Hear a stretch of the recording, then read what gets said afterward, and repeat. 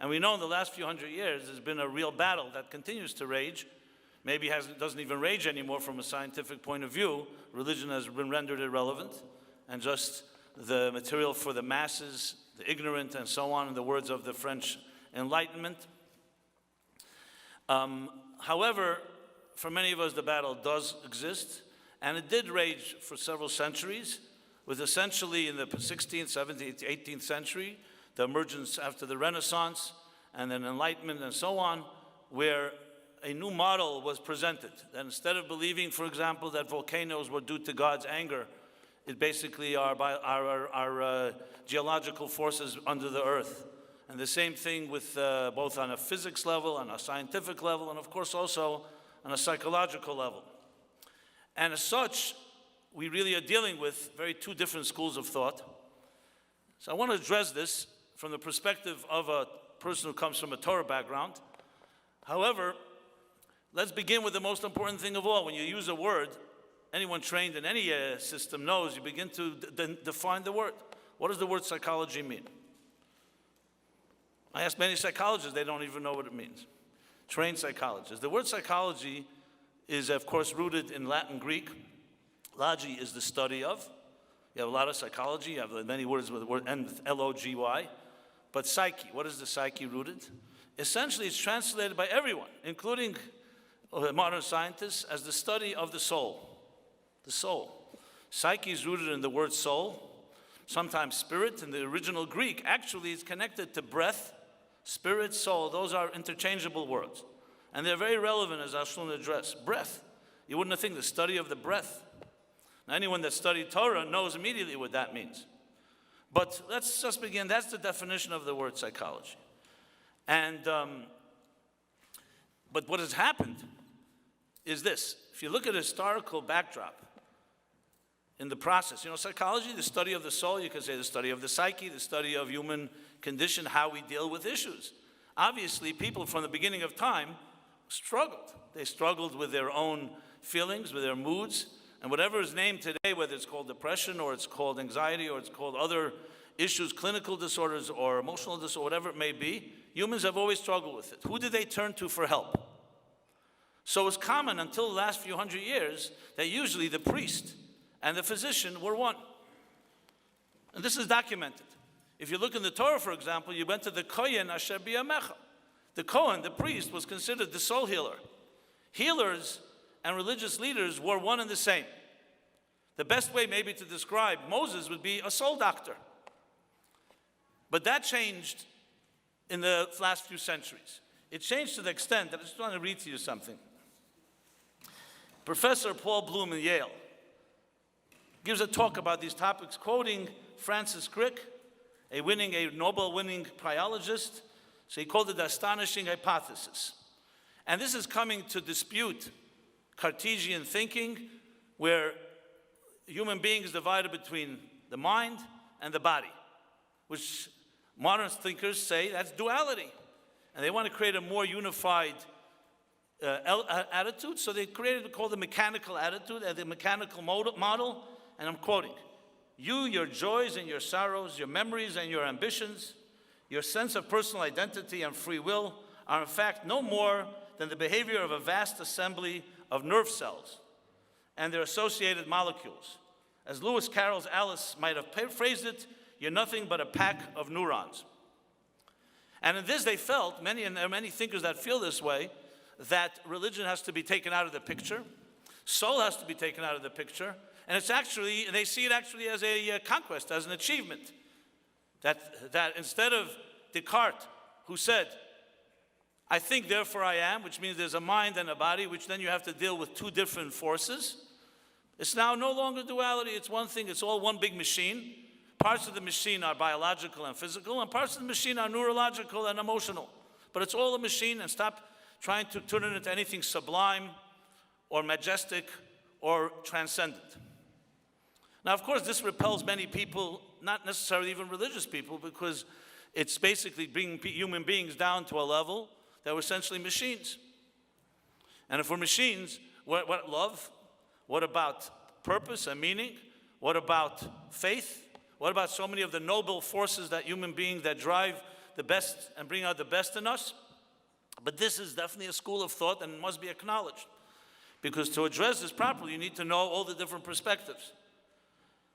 And then you have those that actually say that religion is detrimental, not just irrelevant, detrimental to psychology. It creates neurosis, even though Woody Allen, not a formal psychologist, but he probably has more influence than most psychologists, and any film of his, you know immediately, the neurotic Jew. And if you wouldn't have faith and religion and all that stuff, you wouldn't have neurosis because you wouldn't have conflict. So if we could all just have animal bliss, that would simplify matters. I remember once driving up to the mountains, and as a good New York City boy, you don't see animals too much. You see a few squirrels and pigeons, and I don't want to mention the rodents and so on, but I saw an animal. I saw a behemoth, a cow. And I was watching the cow grazing in the fields, and you could be quite envious. All day the cow grazes in the field, no mood changes, does not have to go to any therapy. It does what it has to do. It breeds, takes care of its young, it eats, and that's really it. And you start thinking, wow, what a simple life. However, as we all know, it's not so simple for us human beings to be that way. So there are those that actually, and let me quote just one of many, Dr. Koenig, a psychiatrist and currently director of Duke Center for the Study of Religion and Spirituality, and he writes in a study titled Religion and Medicine, the case for maintaining the continued separation between medicine and faith. Religion and medicine, he writes, have a long intertwined tumultuous history going back thousands of years, and only within the past 200-300 years, less than 5% of recorded history, have these twin healing traditions been clearly separated. And he celebrates that. The split between religion and medicine became final and complete. And he's basically, as I said, celebrating that element. Now, of course, this is this is the other extreme of the spectrum, the other side of the spectrum of what we're discussing here. You may be wondering why I'm bringing this up, because from a Torah, at least a Torah way of thinking, you want to stretch every idea in every angle to really appreciate what we have. So I think a good way to, I'm not here to debate or counter this, but I think there's even a better way to do it is to really get back to the root, as I said, of psychology. You know, long before Freud, and long before Adler, and long before Viktor Frankl even, we Jews have been struggling with psychological issues from the beginning of time. All you have to do is read the story of the Garden of Eden, good and evil. And right there, just translate it, even you don't have to go into any even mystical or deeper interpretation. You see the struggle of man in choice, faith. Do we succumb to our most base desires and selfish and narcissistic attitudes, or do we suppress that and allow ourselves to rise to the occasion and to be noble as a transcendent human beings? So these issues, no one has to teach us as the Jewish people these concepts. However, it has not become in any way you could say institutionalized or turned into a science, whereas psychology today is considered a science. It's considered this is a professionals. And I think this is a critical component to address. And as I'll try to point out, make a case, that it's not about whether Torah and science are, whether Torah and psychology are compatible, but actually to come to recognize that Torah is psychology and the original psychology, and if we just go back to it and appreciate it in the proper way, and today, yes, with the professional tools and knowledge and academic modalities that exist, we have a model that will supersede all other models. And this is not to pull rank, maybe it is, but it doesn't matter. The point is, it's to clarify issues. So I think the best way to do this, as we Jews are very good at doing, is with a story. Why do I say a story? Because often you get trapped in abstract academic ideas and we forget the human touch. And of course, if psychology is to mean anything, there's a human touch. Hippocrates famously once said, it's more important to understand the person who has a disease than the disease itself. It's all about the person. There is no such thing as a cookie cutter model. There are principles. So I want to begin with a story actually about the man that we are honoring, we are discussing, Viktor Frankl. And I heard the story from Rabbi Yaakov Biederman. He's the Chabad Shliach, the Chabad emissary in Vienna, Austria. And I think through this story, even though it's a very beautiful, warm, and extremely actually quite fascinating story, we can get an insight into Viktor Frankl's role and our general perspective on psychology, which I think when you step back and see the big picture is absolutely revolutionary. So Rabbi Yaakov Biederman, as I said, ambassador of Chabad and the Lubavitcher Rebbe in Vienna. Every year, he would get a donation from Dr. Viktor Frankl. Now, he knew who he was, and he was always intrigued. Why would he be sending us a donation? He was not known to be anyone in the Jewish community. He was actually intermarried to a religious, devout Catholic woman. And, but you know, people send a donation, you just take the money and you just deposit it, obviously. However, this mystery became, the mystery was resolved in the year 1995. Into the Chabad house comes a woman, her name is Margaret Chayes, C-H-A-G-E-S, but Chayes is pronounced, some of you may know Maratz Chayes. She originates, her maiden name was Hagar. She comes from the Vishnitz dynasty. The Vishnitz Rebbes are Hagar. Her name is Margaret Chayes. She was an opera singer. In those years, she lived in Vienna, and she actually sang, I should add, Hitler, when he came to power, and he was in Vienna, he actually heard her sing once or twice and was not aware that she was Jewish. A little while later, the opera house was closed down, and she, as many other Jews, were sent off. But she actually escaped, and they brought her to the United States. She ended up in Detroit. In 1995, she enters the Chabad house, and she speaks to Rabbi Biederman. She says, "You may think you're the first ambassador of the Lubavitcher Rebbe, the first shliach to come to Vienna. No, I'm here to tell you, you're not the first. I'm the first." And she relates a story that he had no clue, and no one had any clue until that point. She said in 1959, we're talking now 1995, almost 40 years earlier, she was in New York, she lived in Detroit, but her son-in-law was honored by a Chabad event. So as a result, she came for a personal audience to see the Lubavitcher Rebbe in New York, in Brooklyn. She was by the Rebbe, and she told her story, began to cry about the losses of her families. 1959, it was very close to the end of the war. Rebbe consoled her. And then she mentioned that she plans to go back to Vienna, her birthplace. It wasn't, actually, her birthplace was not Vienna, it was Czernowitz, but she lived in Vienna. So the Rebbe said to her, when you go back, I'd like you to make contact with my secretary, and I have something I'd like you to do for me. Okay.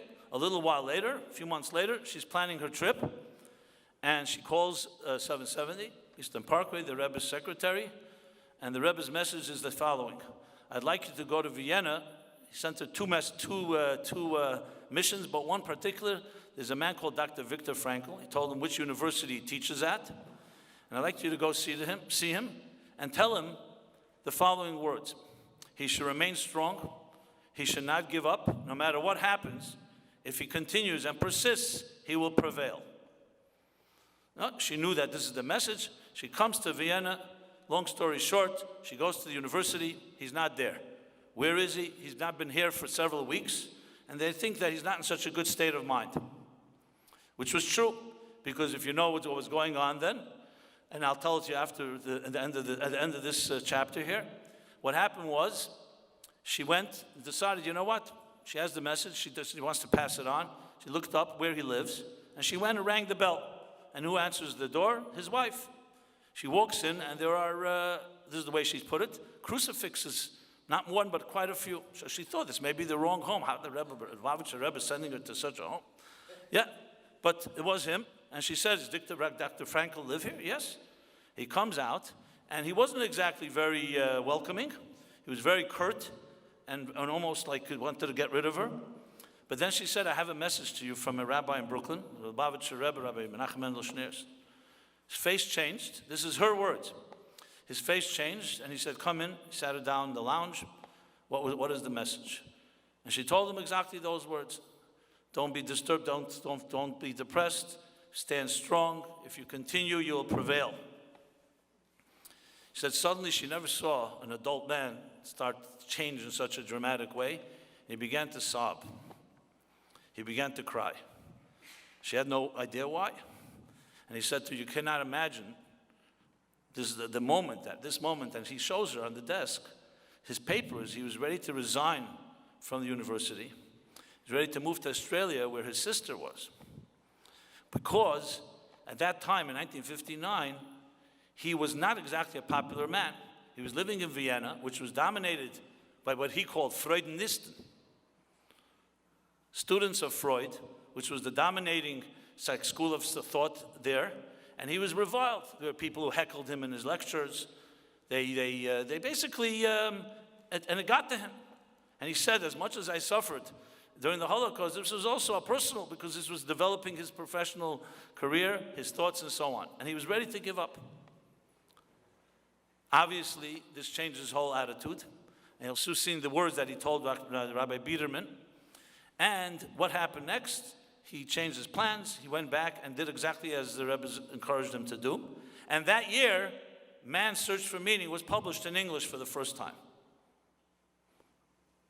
Till then, it was published in German, the original. But that was when it was published, and it became what it became. Everything changed after that. And not necessarily, I'm not talking miracles here, simply because his attitude changed. Rabbi Biederman, who heard the story from Margaret, always, not was skeptical, but he wanted to hear, really confirm it from Dr. Frankl himself. It was like pretty mind-boggling. So he decided to meet him. The year 2000, he found the courage. He calls up Dr. Frankl. He wants a meeting. Dr. Frankl was not in a good state. He was not well. He was already at that point. How old would he have been?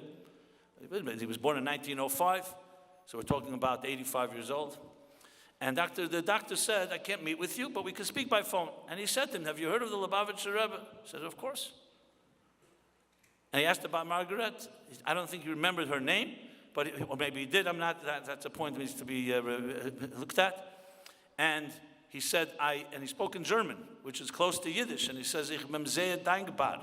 Ich schätze ihn ab, Gott stark, which means I'm very thankful to him, and I respect him greatly. And then he said the main words. He says, he saved me in the most critical time of my life. At the most critical time, saved me. He didn't go into details, but it confirmed the story. And he didn't know who Rabbi Biederman was, and he said to Rabbi Biederman, you know, Chabad is a very good movement. You should donate to them, even though he was sending the donations. So it was confirmed. And I'll just add one more footnote, which is not so relevant to the point I want to make, but very relevant in general to his life. Later, in a book, let me quote it so we know exactly the source. In a book written by Haddon Klimberg, wrote a book, When Life Calls Out to Us, the love and life work of Viktor and Ellie Frankl. Ellie was his second wife, the non-Jewish wife. The only authorized biography of Viktor and Eleanor. After his death, I asked Ellie if he actually made these prayers every day, whether Dr. Frankl actually prayed every day, because that was a rumor. And she responded, absolutely, he never missed a day. Every morning for more than 50 years, but nobody knew this. As they traveled the globe, Viktor took the phylacteries with them, tefillin. And everywhere, every morning he prayed, he uttered memorized words of Jewish prayers and psalms. After Viktor died, I saw his phylacteries for the first time, the author writes. Eliot placed them in the little cubicle with his few simple possessions. And then later, Frankl's non-Jewish son-in-law confirmed the same thing. So I thought it's interesting in a day like this to mention some of these points. And again, it's not about transforming a particular thing, but I want to say is the main thing. This story to me, and I think if you all give it some thought, really captures not just a personal anecdote about Viktor Frankl and the Lubavitcher Rebbe and his Jewishness and his roots, but actually his psychology itself. Because here, imagine the irony. A man who developed this theory, logotherapy, man's search for meaning, that the will for meaning is the most powerful will in the human being, himself suffered a crisis that in many ways was much less than the Holocaust, because he personally was not being validated, and he was being invalidated. And he was ready to quit the whole thing. So you know, it's like the irony, I don't want to repeat it, but the irony where the psychiatrist is helping people save lives, and the next thing you find out, he committed suicide. You're a psychiatrist, God forbid. And that was what's going on. So it wasn't just a matter of a personal crisis. It was actually a challenge to the whole idea. Now, how the Rebbe understood that, I'm not going to get into speculation. So it wasn't just a moment. I would submit that it was a moment that actually is historical in the context of the history of psychology and why we're here today. Because going back to the duality, what was the main Frankl's break from Freud and Adler, as was alluded to and briefly mentioned by Dr. Schoenbach, was what drives a human being. Freud, called the father of psychology, developed the concept, the id, which is called in Yiddish or German es, the it, and there's the ich and the uberich, the ego and the superego in our translation. And the id is the pleasure principle, especially sexual pleasure, which is the drive for pleasure. The unconscious drive for pleasure is the most innate and most powerful force. And you need a superego and ego to override that innate instinct and create some type of some kind of civility. I'll quote, I'm not sure who wrote this, but someone described the way Freud describes the human personality as being basically, quote, a battlefield. He is a dark cellar in which a well-bred spinster lady, the superego, and a sex-crazed monkey, the id, are forever engaged in mortal combat, the struggle being refereed by a rather nervous bank clerk, the ego. So a very depressing picture of a human being. However, this became the dominant theory. And even today, though there are many detractors and many different schools of thought, of course, Dr. Frankl himself, but Freud still remains a factor. He's the guy to disagree with, so to speak. And then Adler, the will for power, Nietzschean thinking, that power is the drive. So when Frankl came, and that wasn't just another will, it was a completely different one. For meaning, it was very radical. And especially, and I submit this, I don't have evidence for this, but I would suggest that perhaps he was more of a threat than anyone else because he was countering the new God, which was science. Suddenly Frankl is reintroducing ideas that some considered, they call it psychobabble, religion, faith, even though it wasn't what he was pushing. But as Dr. Schoenbach mentioned, the unconscious God, religion and psychology. So it was a major threat. Freud's model and Adler's were far more consistent with the non-duality that they wanted, the mechanical model that we, at the end of the day, were just animals. With all its profundity. But reintroducing soul was something that was very anathema, which till today remains, many of us are so resistant to. So Frankl's personal crisis was actually a crisis of this dilemma, are these two compatible? And as most of us would probably agree, without a soul in the picture, what exactly is therapy and psychology? But nevertheless, there are definitely thinkers, and especially then. So when the Rebbe's words came to him and said to him, "Do not give up," which was really telling him, just follow your own logotherapy. Hold on to something you believe in, then you'll be able to endure and prevail. It was actually a moment where it could have gone both ways. The other schools of thought could have won, and Frankl would have gone into the dust of history. We may never have heard of him. Or he fought on. So it wasn't just a small personal story. It's actually the question of the duality or the non-duality of soul and psychology. But as I'll soon explain, from a Torah point of view, there's also non-duality for a very different reason. We'll get back to that in a moment. Now, another interesting that I'd like to point out, which very much captures the story of the Jewish people. Where did he discover, or where was confirmed, the truths of logotherapy and Frankl's man's search of meaning?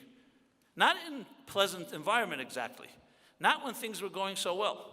In the concentration camps. In the worst, maybe the biggest hell in history. The darkest moments, which of course, if you think about it from a scientific point of view, and I don't like to put it into scientific terms, that's really where you test human character. Not when everything is going well. You test it on extreme circumstances. What do people resort to? Now, yes, we know, and we're not going to talk about that there were people who felt the lowest common denominator and things they did were embarrassed of. But there were people who rose to the occasion with such nobility, and that's what Frankl was able to see and witness. You know, they tell the story of the Blozhner, and I'm saying it because Dr. Schoenbach reminded me when he said, the words of Dr. Frankl, you're tied above. So there's a Hasidic expression, when you're tied above, you don't fall below. I think it was the Blozhner Rebbe was in the camps as well, and some of his Chassidim. And they were in a camp where there was a particularly cruel and sadistic commander. And he liked to play, quote unquote, this game. And what was the game? The Jews had to dig wide trenches, And whoever jumps over the trench survives, and whoever doesn't is shot on the spot. So one chassid says to the Rebbe, he says to the Blazner Rebbe, he says, enough is enough. How much can we endure? The dehumanization, the humiliation. Let's just die and that's that. And the Rebbe, the Blazner Rebbe said, as long as God keeps us alive, we have to do everything possible to stay alive. And the game began. In the big havoc and mayhem, no one knew what happened, who survived, who didn't. They both actually survived. They didn't know that. The camps were liberated a few weeks later, and they met. They were both surprised to see each other. So he asked the Rebbe, the Blazner Chassid asked the Rebbe, you're not a young man. How did you make it over? How did you jump over those trenches? He said, I closed my eyes, and I held on to the coattails, to the kapota, to the coattails of my father, and my grandfather, and my great-grandfather. And he gave me the strength to jump. And what about you? You're also not that young. How did you jump? He says, I held on to your coattails. So that's, in other words, the same the concept. In that darkness, a entire psychology in the secular psychology world emerged. And I think about it. I'm thinking to myself, and what about Freud? Actually, I think Frankl writes the following words. I want to quote this. He writes, if Freud were in the concentration camps, he would have changed his position. Beyond the basic natural drives and instincts of people who have encountered the human capacity of self-transcendence. Man is that being who invented the gas chambers of Auschwitz. However, he is also that being who entered those chambers upright with the Shema Yisrael on his lips. We who lived in concentration camps can remember the men who walked through the huts, comforting others, giving away their last piece of bread. They may be few in number, but they often offer sufficient proof that everything can be taken from a man. But one thing, the last of the human freedoms, to choose one's attitude in any given set of circumstances, to choose one's own way, cannot be taken. I think he writes in another place, he writes that if you have a what, you can deal with any, if you have a how, you can deal with any what. Or is it the other way? If you have a what, you can deal with any how. Okay, let's correct that. If you have a why, you can deal with any what, right? There we go. I'm not sure if he originated that, but they stated in his name as well. So what you have is, in the darkest of places, he discovered the most beautiful of things. Now, I haven't studied Freud's life, but we all know he must have had an interesting mother. And that's where many theories develop from there, in his own words, you know. Whatever he says about the Oedipus complex and so on obviously applies to him, you know. And Adler as well. But one thing that strikes me is this, that the theories, whether it's pleasure principle, the will for pleasure, or the will for power, both are self-oriented. My pleasure has nothing to do with your pleasure. My power actually goes against your power. Interesting. Meaning is everything but yourself. It's purpose that's outside of you, a meaning that precedes you and a meaning that will follow you, which is essentially going outside of yourself.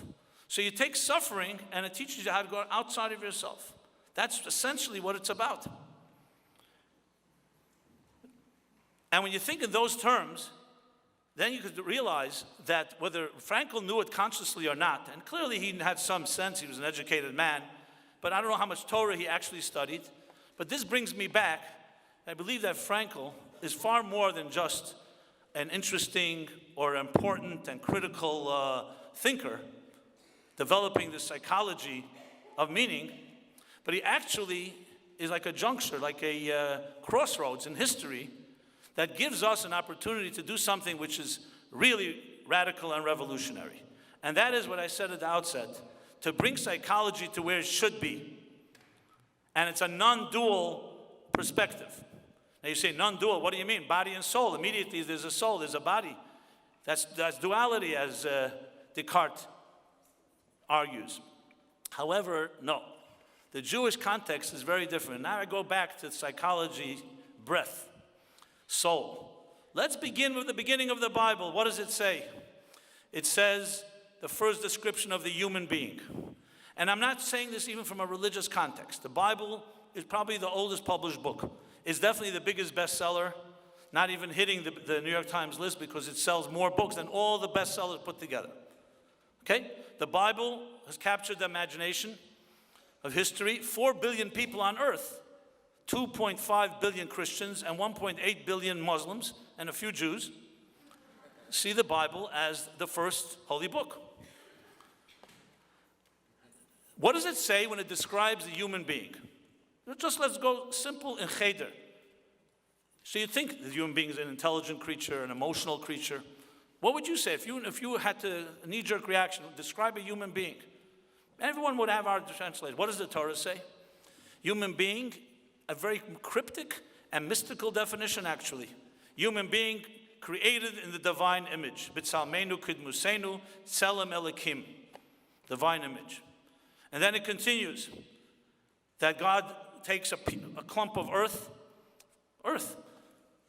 and what does he do? Vayipach ba'apav nishmas chayim.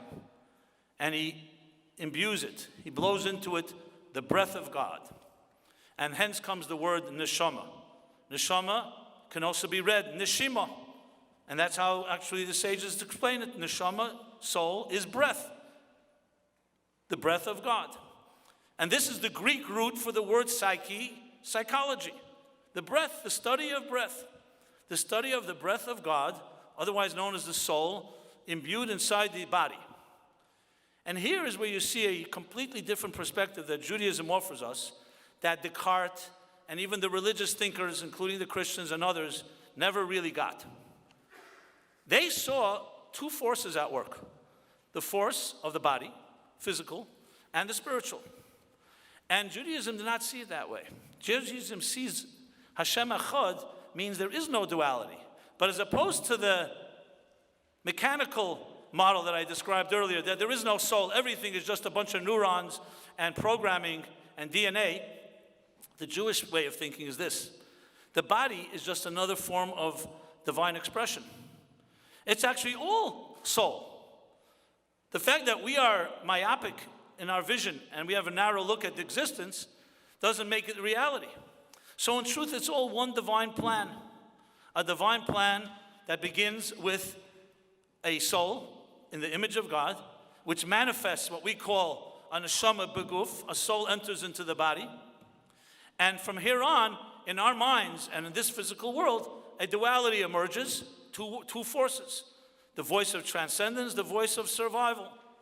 You could say maybe the voice of pleasure and power, Freud and Adler, and the voice of meaning and transcendence.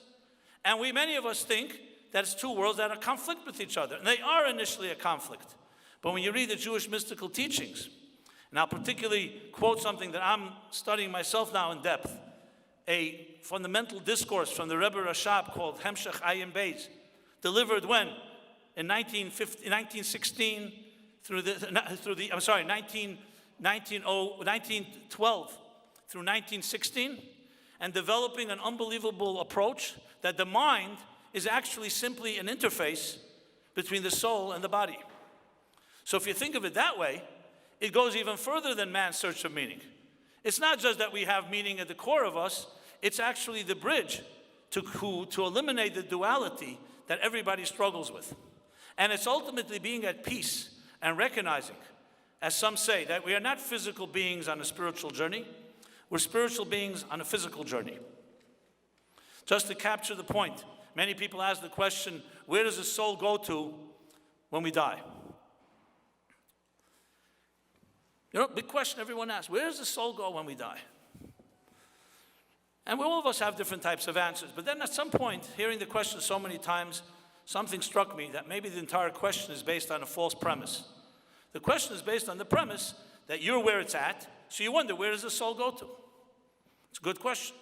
But what about if you find out that the assumption that you are where it's at is not correct? So let's take an imaginary dialogue between a refrigerator and electricity.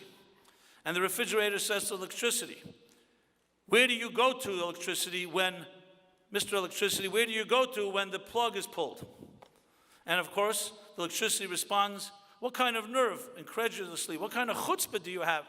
You're a little box, they just invented you the last 100, 200 years. You figured out how to generate and contain electricity in this box. And now you wonder, you think you're the center of the universe, you ask me where I go. You're the novelty. You just came on board a few years ago. I've always been around, and I go back to where I always was. not contained by a little box like you. It's electricity outside of the regular parameters of time and space as we know it. So when you think of it this way, and I've shared this with many people, even people who have not necessarily any conscious faith, and everyone says, that's an interesting way of looking at it. It's exactly right. We who know so little about even the human being, this 5-6 foot frame that weighs 100, 150 pounds, I won't go higher than that. And we barely know and understand our conscious lives, let alone our unconscious or superconscious. And we're going to determine that where does the soul go to? Maybe there's a whole different way of looking at it. And I would say Viktor Frankl, and that's why the Rebbe sent that message to him, got the picture. He got it, but he got it under duress, under very dire circumstances. I always wonder, had he not been in the concentration camps, would he have also developed this theory? However, he did, and he has that merit because he was able to see in a world and actually suffer for it personally. He's about to resign. Able to see that amidst the chaotic 20th century, with the materialistic perspectives that were emerging, and even psychology, and human beings rendered into machines, all you have to do is read Richard Dawkins' The Selfish Gene, or other such radical atheist book, and they'll explain to you everything in life, even the most transcendent, beautiful, noble thing comes down to survival of the fittest, the selfish gene. And this is a prevailing way of thinking, and Frankl defied that.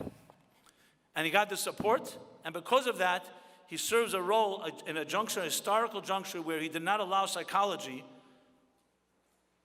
to fall into the abyss of a completely selfish, pleasure or power-oriented force in life. And the consequences are far-reaching. Because what does it end up being when you think of a human being as being a soul in a body, instead of a body that contains a soul? That means that what do we expect of human beings? Number one, expectations. What can you really expect from a Freudian model or an Adlerian model, or if you want to put it, some call it the Darwinian Freudian model in the context of social Darwinism, where survival of the fittest is the number one drive, pleasure, power, whatever the self decides. What can you really expect from someone? You can expect, follow the rules. Red lights, green lights. But fundamentally, you're at the heart, you're an id, a driving force of sexual or other forms of pleasure. It's me, me, me. We expect you to somewhat tame it. But how high can a human being reach? Now, Freud got it half right. There is a force beneath us, but there's a id and there's a yid. And if you go a step deeper, there's the yud, the pintele yid, the yud, the spark. A yud is like a spark. And so it's true, we also say Yetzer Leva Adam Raman Urav in the second chapter of the Torah, not the first. The first time it introduced the evil inclination that we're capable of selfishness and we're capable of following base instincts and so on is in the second chapter. Yetzer Leva Adam Raman Urav, that's where the word Yetzer Hara comes from, the other side. But the first chapter, Bereshit, Tzelem Elokim, the real core of a human being is not id, it's the yud before the id, the spark, the divine spark. And then the expectations of a human being beyond sky and beyond. You're a piece of the divine. You were sent here as God's messenger to change the world. Nothing in life can stand in the way if you allow yourself to embrace that. Nothing. And if you do, in some ways, have a setback or feel down, that's due to your own limitation.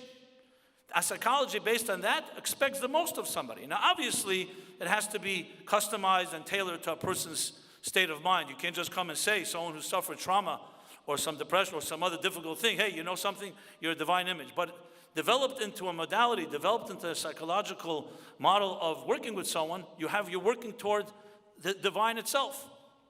The second difference would be, instead of duality, we don't have to struggle with these two voices inside of us. It's one voice. It's one God who wanted us to go through the challenge. The challenge Viktor Frankl went through in his personal life, the challenge, God forbid, we went through collectively the Holocaust and so on. And this is not a justification. It's just explaining that we go through challenges, and the challenges make us stronger. And we discover deeper purpose in them, as hard as it may be to understand philosophically. And there are many more far-reaching implications. Obviously, we're here for an entire day. We'll sure hear great stuff from the different professionals and speakers and so on. I just wanted to lay out the context and really conclude with the following, that there is no duality. When you ask the question, is Torah compatible with psychology? Not only compatible, it is psychology. It is the root of the study of the soul. However, we have something today that we did not have 1,000 years ago or 500 years ago. We have now a secular models that actually work. We have academics, many of them who may not have been driven by faith, have developed approaches. So we can turn now the Torah psychology into a true working model. Because as much as you see the Torah as that source, when you read the Torah, you're not going to find interventions that are necessarily able to apply. So our challenge is, how do we bridge the Torah's base study of the soul and understanding of the soul and understanding of the purpose of a human being in actualizing the soul on earth into working models, into working interventions, how to deal with the challenges that unfortunately life brings us. But it's a very exhilarating and exciting challenge. And I personally, I'm not a professional psychologist, but I challenge all my colleagues here. This, I believe, is our challenge of our time. And now more than ever, because whatever existed at the beginning of the 20th century, today it's far, far more challenging because of our freedoms, because of leisure, because of free time. There's a breeding ground for the worst, but also for the best. And I want to quote Frankl, something that's less known, where he talks about freedom. This is a quote from him. He was suggesting that he recommended that the Statue of Liberty on the East Coast be complemented by a Statue of Responsibility on the West Coast. I don't know if he meant Hollywood or not, but whatever. And this is what he writes. Freedom, however, is not the last word. Freedom is only part of the story and half of the truth. Freedom is but the negative aspect of the whole phenomenon, whose positive aspect is responsibility or responsibleness. In fact, freedom is in danger of degenerating into mere arbitrariness unless it is lived in terms of responsibleness. That is why I recommend that the Statue of Liberty on the East Coast be supplemented by a Statue of Responsibility on the West Coast. And I say this because I find this to be a very fascinating, not footnote, because it's a key element. What are most American young people excited about today? I don't just mean today, in our times. Sports, music, sexuality, video games, meaning, the pleasure principle, maybe the power principle, which you could throw money into there as well. So we're dealing here with now an environment that we have a lot of free time. Admiral Adam Rickover, you've heard of him? He was actually came from Europe, a Jew, he rose to the highest state of the 4-star admiral in the US Navy, which is the highest level you can reach in the Navy, 4-star. And he delivered a paper in 1955 in the United States, and a very interesting statistic, which is, I think, very important to note. He says the following, that in 1855, 95% of energy generated in the world was generated through human labor. In 1955, in 100 years, 95% of energy is generated by machines. Think of the staggering amount of time suddenly we have in our hands. And of course, this explains also why wealth so exploded in those 100 years. Because even though there were wealthy people in the 19th century and the 18th and so on, but it was not that extreme. Once energy is not being generated by people working and toiling in a field for 8 hours to yield a sack of potatoes, what do we do with the free time? And now throw into the picture the internet and technology. So how much free time do people have on their hands? Nobody even wants to acknowledge it. And what do we use it for? So we have now a breeding ground for, as they say in mystical terms, for every form of spiritual bacteria, which is, of course, the root of all psychological issues. And, of course, the best medicine is preventive medicine. It was Frederick Douglass that said that it's far easier to bring up a healthy child than to fix a broken adult. How many hours you spend 1 hour with a child, and how many hours you need to spend with an adult to repair what happened? It's mind-blowing if you think about it. But we have to deal with whatever we deal. Like one person told me, but unfortunately the only way to get to the children is through the broken adults, because they're the parents of those children. Okay, fine. The point I want to make is we have our challenges, but thank God we also have Magdim Refuah Lamaka, as they say. Before any challenge, we're given the cure. And Dr. Frankl definitely deserves to be commended for, because a component, I would say, and I'm sure he would agree too, it's a stepping stone. We still need a full model that will encompass all the challenges, but using that idea and using Torah, absolutely using Torah, because that's where you'll get the deepest understanding of the soul. Because at the end of the day, who knows what the soul looks like? None of these psychologists, no psychiatrist has ever seen a soul. So bodies we can take x-rays of. Is there an x-ray of the soul? The answer is yes, in the Torah. The Torah calls itself a blueprint of creation. The human being is a microcosm of existence. It's created in the divine image. From our flesh we behold God. Our DNA, our genetics, our psychological makeup is a reflection of the divine plan. And when you study the soul, especially in mystical thought, Kabbalistic thought, Hasidic thought, you get an x-ray of the soul. I repeat that again, an x-ray of the soul. So you have then a template. You know, when a doctor takes, let's say, an x-ray of lungs, then you compare it, you juxtapose it over healthy lungs, and you have something to work with. This is what we need to develop, the map of the spiritual genome, and then apply that with all the modalities that we have today to healing this ailing world, starting with one soul at a time. That's a challenge. And when we find that formula, which we have plenty of pieces of, and I believe this day today is dedicated to that, you find a formula that will actually transform the world and bring it back to its original psychology.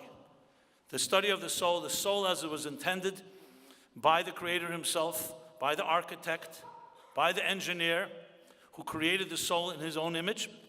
And when we can align ourselves with that, and therefore also align and get rid of the misalignments that don't allow us, then we have the model of the healthy human being. Body and soul all as one seamless unity, serving and fulfilling its divine purpose, or in the words of Viktor Frankl, man's search for meaning.